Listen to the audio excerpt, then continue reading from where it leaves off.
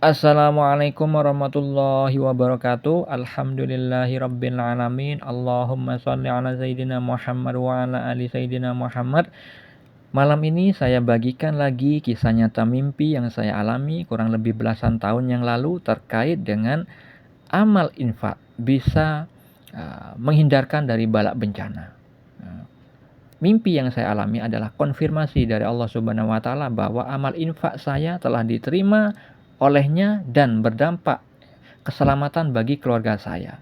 Bagaimana visual mimpi yang saya alami? Sebelumnya saya perlu ceritakan amalan apa yang saya kerjakan ketika saat terjaga. Dulu saat masih bekerja di perusahaan swasta.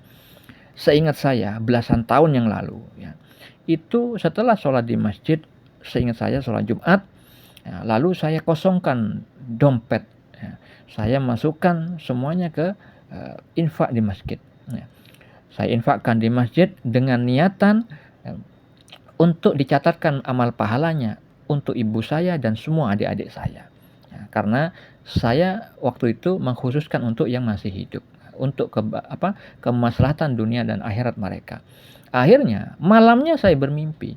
Malam pertama saya bermimpi ada bola api ya, yang sangat besar. Bola raksasa menggelinding dari gunung, yang mana di mimpi itu terlihat dari belakang rumah orang tua saya. Nah, jadi kalau misalkan saya di depan rumah orang tua saya, itu melihat gunung di belakang rumah itu. Dan bola api itu menggelinding dari atas gunung itu, lalu mengenai rumah orang tua saya di mimpi itu. Di dalam rumah itu yang terbakar itu ada ibu saya beserta adik saya, satu orang yang laki-laki. Ketika saya di mimpi itu diajak oleh teman saya untuk pergi, tapi saya tidak mau. Saya menyelamatkan ibu saya dan adik saya. Itu mimpi yang malam pertama. Mimpi yang malam kedua, berturut ini kejadiannya. Besok malamnya saya bermimpi lagi. Tapi yang saya mimpikan adalah adik saya 2 orang yang perempuan. Ya, nomor 3 dan nomor 4. Mereka berdua mau digigit anjing hitam. Ya, kalau dalam mimpi itu ada visual makhluk yang hitam, apalagi itu akan menggigit, itu maknanya dampaknya buruk. Ya, begitu juga mimpi api yang tadi saya sampaikan.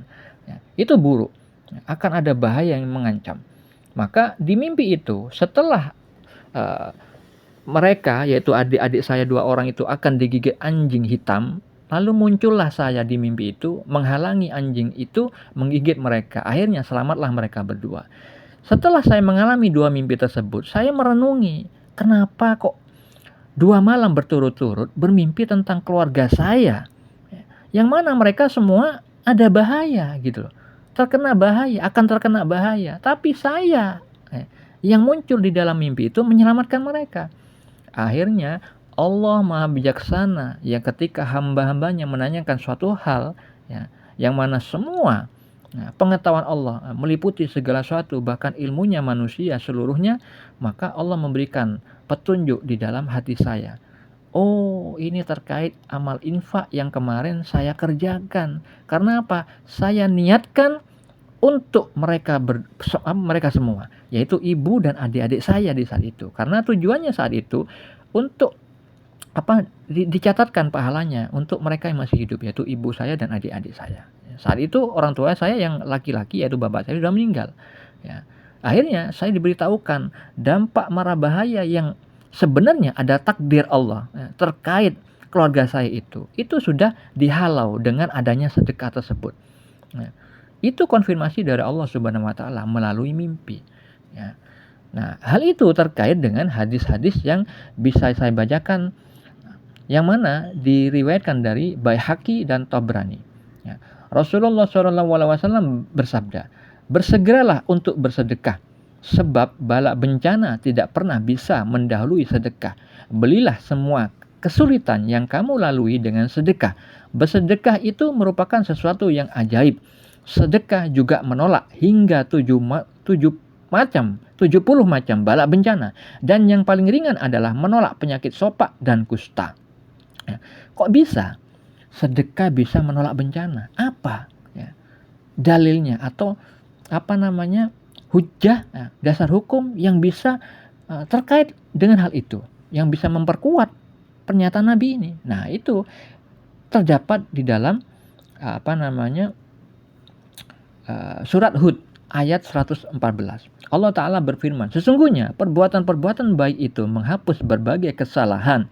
Itulah peringatan bagi orang-orang yang selalu mengingat Allah. Di dalam surat Al-Zalzalah ayat 7-8, Allah Ta'ala berfirman, barang siapa yang mengerjakan kebaikan seberat zarrah, dia akan melihat balasannya. Dan barang siapa yang mengerjakan kejahatan sebesar zarrah, dia akan melihat balasannya pula. Apa itu zarrah? Nah, ada alim ulama yang menjelaskan zarrah itu sebesar semut kecil. Ada juga yang mengatakan sebesar atom terkecil. Ada juga yang mengatakan debu yang menempel di tangan. Intinya itu sesuatu yang paling kecil ya, di muka bumi ini. Jadi kalau misalkan kita berbuat baik, sekecil apapun itu, begitu juga kejahatan sekecil apapun itu, pasti melihat balasannya. Itu inti dari surat Al-Zalzalah ayat 7-8. Begitu juga terkait dengan infak yang saya lakukan, yang saya niatkan kepada keluarga saya.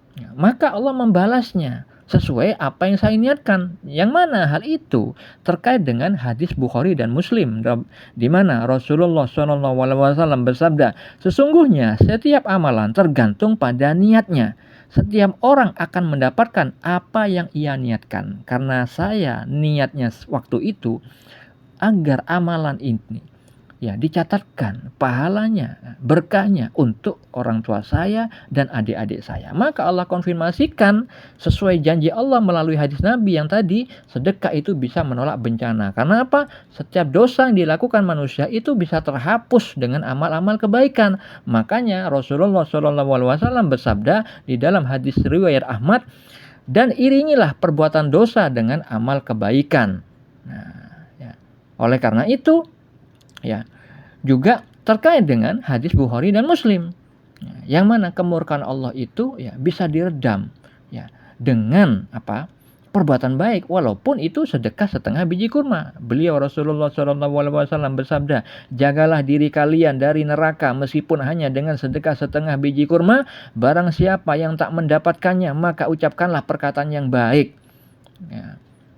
Seperti itu saudara-saudariku. Jadi kalau misalkan kita memiliki dosa ya, atau keluarga kita misalkan, kita bisa bantu mereka di belakang mereka tidak tahu kita lakukan amal itu. Itu sangat baik. Keikhlasan kita hanya dilihat oleh Allah Ta'ala saja ya, yang tahu. Malaikat dan Allah saja yang tahu. Mereka tidak tahu.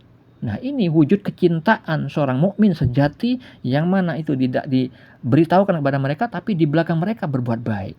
Nah, karena hal itu, kebaikan seperti itu dapat memadam kemurkaan Allah, seperti hanya disabdakan beliau Rasulullah SAW di dalam hadis riwayat Tirmizi, bahwa sesungguhnya sedekah benar-benar dapat memadamkan kemurkaan Allah Subhanahu wa Ta'ala dan menghindarkan kita dari kematian yang sangat buruk ya.